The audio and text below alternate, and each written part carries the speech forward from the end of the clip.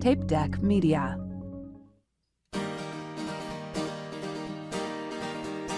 My friend Dan, he's got a podcast, 'cause all comics need a podcast, and nobody had a podcast called The Art of Bombing. So Dan went out and bought a tape deck. Who knows why he bought a tape deck? Podcasts don't get played on tape decks, but Dan is from the 80s. So hey there, all you funny jerks, come talk to Dan about your work. Tell him all about your worst times. It's The Art of Bombing.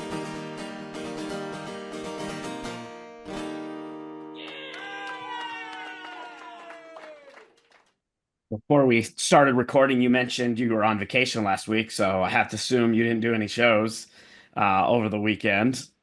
No, but we went my husband and I went to Key West, and which we quickly learned is the day drinking capital of the world. But we did not partake so much in that, because if we do that, we're just done by 3, and that's just not how we wanted to spend our vacation. But the guy who we went on this totally fantastic and kind of nerdy boat tour where you do snorkeling. You don't have to decide. You do snorkeling and kayaking in the same tour, and then it ends around sunset, and then they break out the beer and wine. So we did that, and the reason I mention it is that the guy who was the captain of this really high quality well done experience also runs the comedy club in Key West. And that's like me, nice. from Massachusetts. I know. So we were like kind of like just our accents came out, and we were just talking about like, oh yeah, I was like, Bill Burr. I used to work on Monday nights at Daisy Buchanan's, which tells you how old I am. But younger than Bill Burr, because I was starting out when he was like headlining. Now again, this was Monday nights at Daisy Buchanan's, but anyway, so there was a comedy conversation, but I was still on a boat in the Keys. Well, sounds like it was a good time for sure. It was, yeah. Well, I like to start, I've changed the format a little bit. I like to get to know the comics a little bit so the listeners can get to know. So I'd like to know, how long you've been doing comedy, where you started, and what inspired you to pursue stand-up comedy. Great. So I have been in and around comedy since the 1990 something. If you really, and I can circle back from this story to a great bombing story that I've been dying to tell.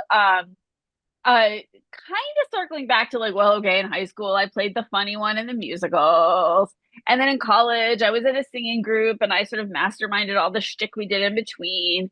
And so when I graduated from college, I wasn't like, I didn't have a spreadsheet, a dream, or a plan. I was just like, clearly the tractor beam is pulling me toward comedy. And so I took it was just kind of, it was, I knew it in my soul, as opposed to like making a 5-year plan. Which also means I wasn't very ambitious. I just wanted to do stand up. I just like stand up. And I was raised on all the kind of old school good stuff, like, Laughing with Goldie Hawn and Ruth Buzzy of blessed memory, and Muppet Show and Carol Burnett, and of course. And so I just wanted to. And so I started in Boston in the 90s. And then I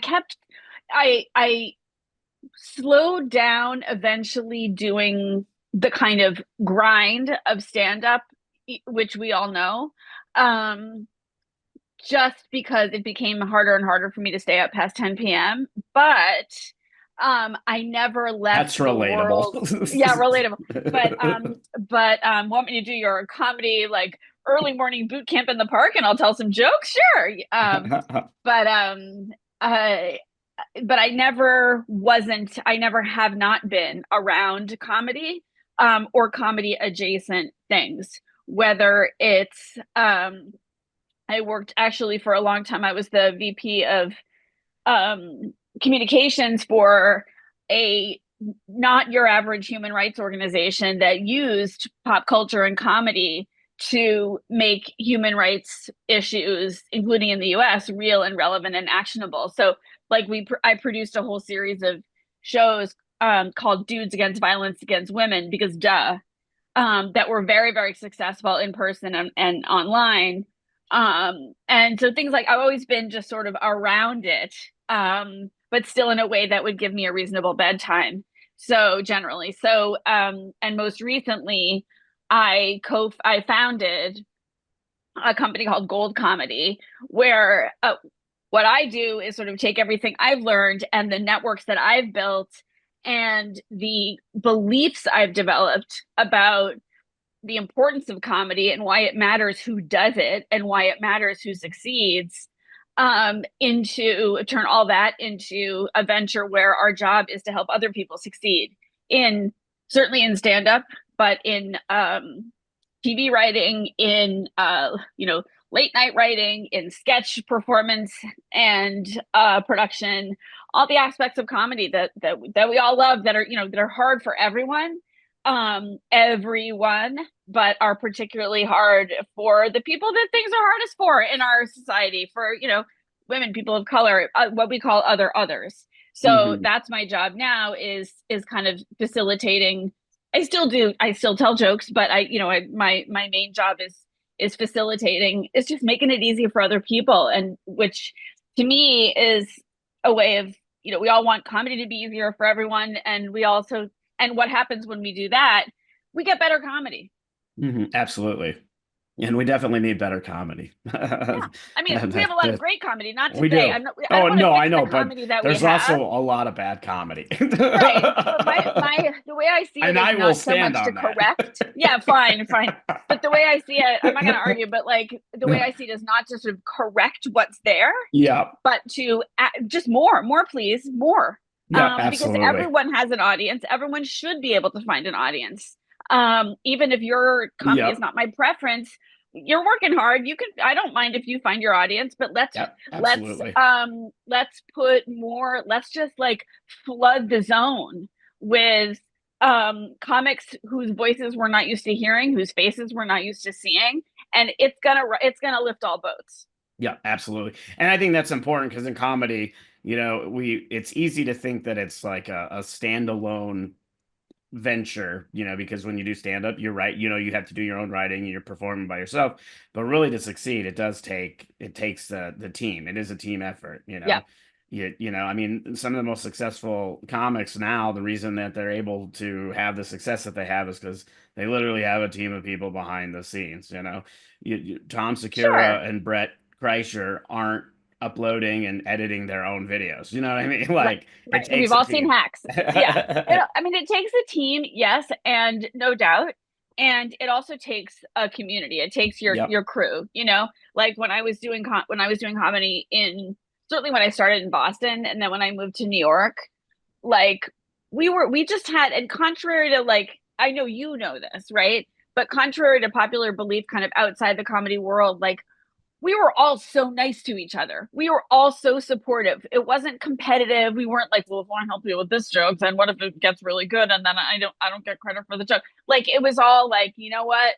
We were going to come from a place of comedy abundance. And here's my cat. Hope nobody's allergic. And she's like a Cheshire cat in this weird Zoom thing. Woo. That's funny. So just appeared out of nowhere there. I know. And Zoom does amazing things these days. So it also it was also, we all just helped supported each other.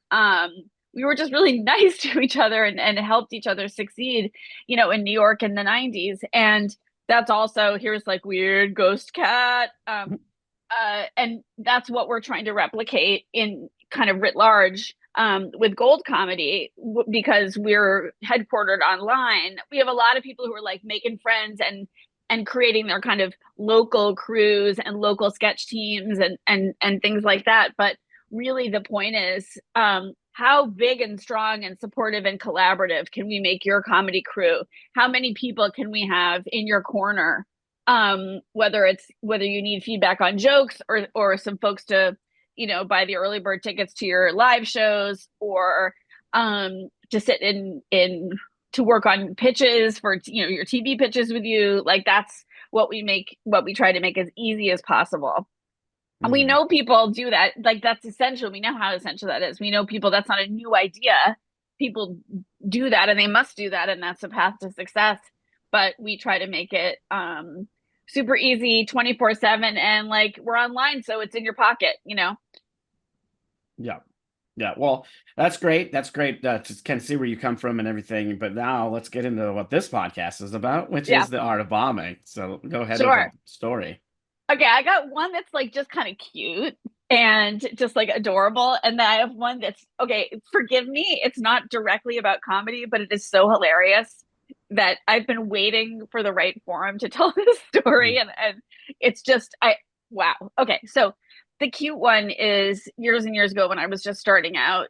Um, after I had moved from Boston, where I had been like, the new kid who wormed her way on to a, 4-minute spot in this place where, like, the aforementioned Daisy Buchanan's, where, like, by the end of the night, you'd get, and again, it was a Monday, so this was way back, but by the end of the night, you'd get Bill Burr and Patrice O'Neill of blessed memory and Dane Cook and all those guys. So like when I moved to New York, it was similar. Like I'd go on, early on a 6 on a Monday, whatever it was. And that night, this is must have been like 1994, and I was at the Cellar, and I had gotten some Monday night spot at the like there wasn't a mic, it was a spot. I was very excited, and I'd polished up my best jokes and whatever. I was still green. And who was hosting that night randomly on a Monday? Remember this 1994, Wanda Sykes. And not famous yet, known, but not famous. And there was some doofus in the front row. And like, I don't think I was doing particularly badly. But what happened was, but the heckler was doing great. And so there was a guy, I was like, fine. I was new. I wasn't very good, but I wasn't like, it wasn't awful. But there was a heckler in the front row who was just, while I was, and I could see him, while I was, my cat is like moving things around behind me. So, all right. Okay. While I was telling whatever, mediocre novice jokes I was telling, passable, the heckler was going, ha, ha, ha, ha, ha, like, just like, and I was not seasoned enough to do anything. Like, I was just like, I did that thing that we all know where I'm just like, I'm just gonna keep telling the jokes, like I'm just gonna keep Yep. talking. I'm just You gonna don't keep know when talking. you don't know how to handle the hecklers. No idea. Yep. No idea. Like what? Been And there. looking back, I could think of 20 things I could have said. Just like stopped, even just to stop. Like how partly that it's just funny to let it, like heckler's gonna heckle, and then just if you just wait, they're the ones who kind of take care of it for you. Like looking back, I could have just been like, let me know when your phone stops ringing, whatever it is. Yep. But of course I was way too green for that. And so what happened was I've somehow like plowed through the rest of my set. And and everyone, I'm sure everyone it was just like, cringe vibe. Because of this one guy, because poor me who couldn't save it. And so I got off and Wanda got back on and completely busted his balls and completely did what completely basically brought the crowd back. And I was so green at the time that I thought she did that because she loves me. She did that for me. Wanda Sykes did that for me because she cared about me. She cares about my comedy career.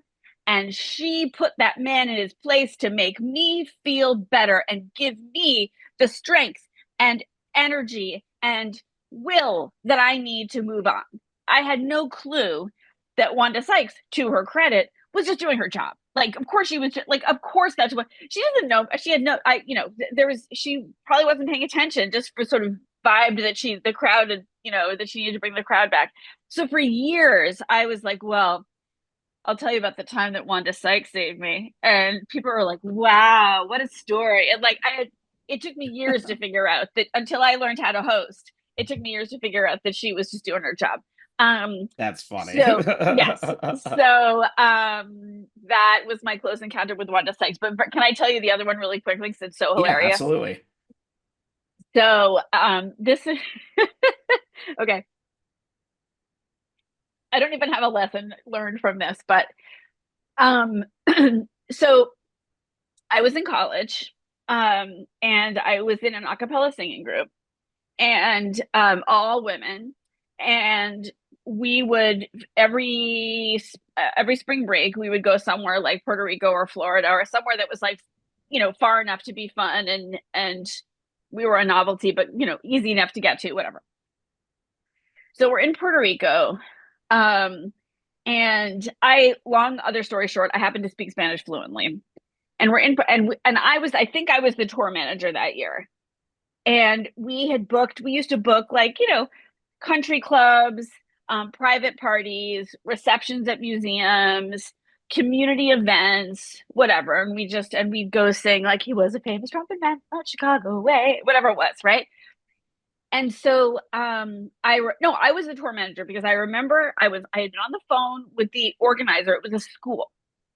And they said, we got a lot of young kids here. Do you know any songs like from Sesame Street or the Muppets? And I was like, sure, we do. Because we have a delightful six-part arrangement of Rubber Ducky.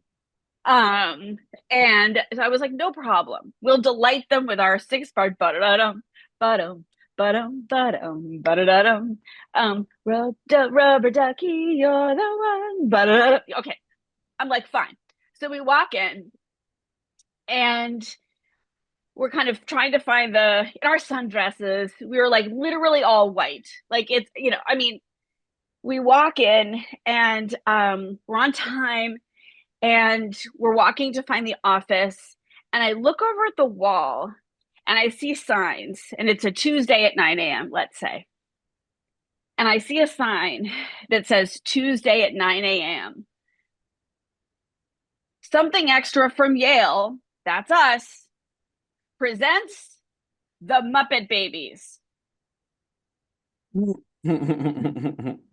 Somehow, and even though my Spanish was excellent and I was a good tour manager, somehow when talking from one person to the next person to the next person, I said, sure, we'll do Rubber Ducky. And it had transformed into we're bringing the Muppet Babies. So I go, guys, and right at that moment, someone came up to us to greet us and said, hi, welcome, welcome. So where's all your costumes and equipment? And we were like, we don't need any, we're a cappella, so they were like, okay. And they lead us to where, and we're all like, can I swear on your show? You can, but I prefer. Fine. No problem. Fine. So we were all like, oh, no. And so we're kind of walking and going, what are we getting into? And they're like, well, we'll just show you where you're going to perform. They lead us into, I kid you not like the auditorium. Well, yes, it was the auditorium, but it was an airplane hangar. I don't mean it was as big as an airplane hangar. I mean, it was an airplane hangar that had been like left there by the Navy because the Navy did that in Puerto Rico. And it is full to the brim of screaming, thrilled 4 to 7 year olds who are so excited that they're about to see the Muppet Babies. Once again, we were not the Muppet Babies. We had one song. So they were like, then they see us and their collective 1,000 tiny faces, just went and just fell. And we're like, okay, we're going to make the best of it. So we're like, we opened with Rubber Ducky. And they scream because they think, okay, a big ducky is going to come in now. But we just sang the song. There was no ducky. And then we kind of get back into the formation and someone's like, C is for cookie, C is for cookie. So we quickly improvised C is for cookie and got them all whipped up again, thinking that Cookie Monster was going to come in. but all it was 12 white girls improvising an arrangement of C is for cookie. I mean, and it went on like this, and we finally, I don't even know, I have no good ending to this story because we all practically blacked out with embarrassment. I don't even know if they paid us. The roar of the crowd is usually a good thing. The roar of the crowd was getting louder and louder and louder as the kids started to revolt. That the best we could do was, I think we came up with oh, I love trash, I think was how we were just like, I love trash, Seacrest out, and just got the heck out of there as fast as we could. I don't know if we collected a paycheck, but we escaped narrowly with our lives because we were very, very much outnumbered by this airplane hangar full of 4 to 7-year-olds. We had no defense but our flimsy sundresses and our poor excuse. And I hope that they are not still talking about it because we sure are. Yeah, that's pretty insane experience Yeah, for sure. yeah, yeah. So, oh, and the other thing is that they couldn't hear us anyway because we weren't mic'd because they thought we were bringing all our fancy equipment. So they finally provided us with a megaphone. This is like 1989. So they don't have like fancy equipment, whatever. So like they handed us like a megaphone that attached to sort of a suitcase that was the speaker. So all of our soloists, we had to pass this thing around so that the soloist could then like sing for cookie, for me, for cookie. So the sound that they didn't even want to hear was also terrible. And I am glad we escaped with our lives and scene. Yeah, definitely sounds like it was a wild experience. It sounds like there was Yes. a lot of somewhere along the lines there was a communication breakdown for sure. Yes. And the upside, I don't think I ever bombed that hard as a stand-up. Well, that's It set the good. That's bar good. really high. It set the bar so high for bombing. Yeah. Well, again, it goes back to I've talked about it on our show plenty of times. It goes to how it was marketed. If you're Yes. not, it's same with comedy. If you're not marketing it as comedy or you're marketing it as whatever, and people expect that, and then it turns out to be something else, not, it's going to be tough to make it a good show and for the Yeah. Or audience all and for those the rooms. comedians. I know we've all been in those rooms where they're like, it's a restaurant and then someone's like, surprise, it's comedy. And people are Yep. like, oh my God, I came here for the Caesar. Like, yeah, we've all done those. Those Yep. are awful. Absolutely. Yep. Absolutely. Got to have that Yep. marketing right for sure. Yeah. That's definitely for sure. Now going into like that, like kind of some of the lessons learned from even going back to your other experience. Obviously, the one Wanda. is that the one was obviously she was just doing her job. But looking back now, how do you think you would handle the situation different if you had the same skill set that you have now then? I mean, that's such a great question. I think for one thing, like, the rule is on the one you can never turn on them, right? But you can that's I mean, at least in my book, but you can also kind of let them kind of let them tire themselves out like a kid having a tantrum. Like Hmm. I think one thing I would have done, and it would have also bought me time, but I was also so nervous about the light but I think one thing I would have done is at least to buy myself time, I would have just stopped.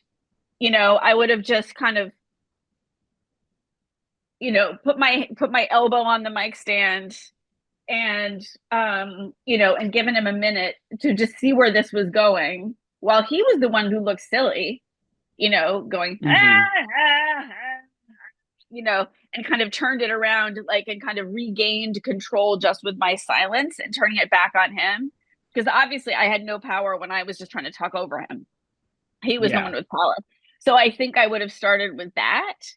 Um, and I don't remember what Wanda said to him. It was something about a pie eating contest that was very funny. I have no idea what it was. I can't remember.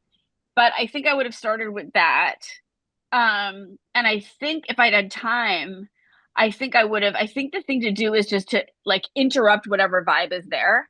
It doesn't mean that you have to be, you know, negative or positive or funny or whatever. It's just to interrupt the vibe, you know? Yeah. So I would have probably given myself a second to gather my thoughts while letting him look silly.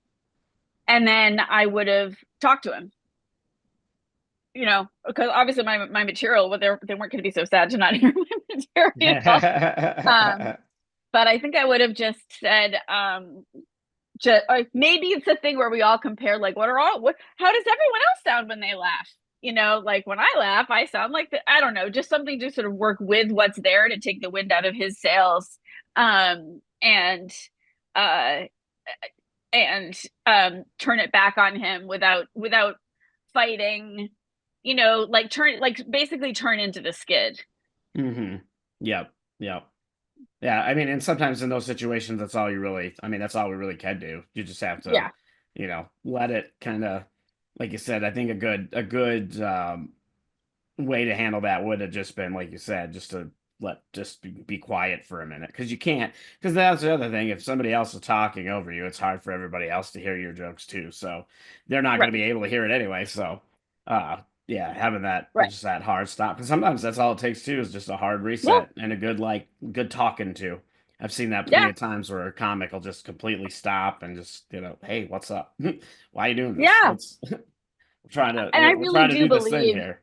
Right. And there's often some goober there. We know that. But like, I really do believe that the audience is there, like default setting, the audience is there rooting for you. And maybe not because they're nice, but because they paid money, right? Like at the end of it, like, and they didn't come to hear this dude like fake laugh, you know? So yeah, there wasn't really it wasn't like I was doing controversial material that was like alienating them, you know, that where they were all going to get on his side, you know. So yeah, I think I could have sort of gotten the crowd back if I had just like let him tantrum and then go back to it. But we'll never know, will we? No, only Wanda Sykes knows. Only if it Wanda happens Sykes. in the future. Yeah. Yep. And hopefully it doesn't. Well, this has been great. Where can people find you? Well, direct them to your stuff. And sure, that would be great. My cat has found me, as you may have noticed. So for Gold Comedy, which is what I recommend, you can find us on Instagram at Gold Comedy, just at Gold, G-O-L-D Comedy. We're also at goldcomedy.com. And if you're curious to know more, those are the key spaces. Oh, well, we also are YouTube, youtube.com/Gold Comedy. That's where we have lots of hilarious digital sketch content that lives there.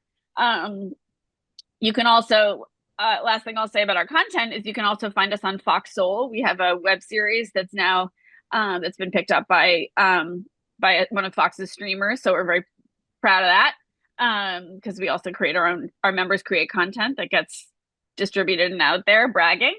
So speaking of members, if you want to find out about membership, just visit goldcomedy.com. And long story short, the way we run is you pay an annual membership, and that gets you unlimited classes and workshops and mentorship or mentoring and celebrity speaker series and all the goodies we have behind the not very expensive paywall. So come check us out.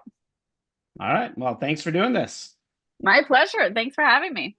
This has been a Tape Deck Media production. Thank you for listening.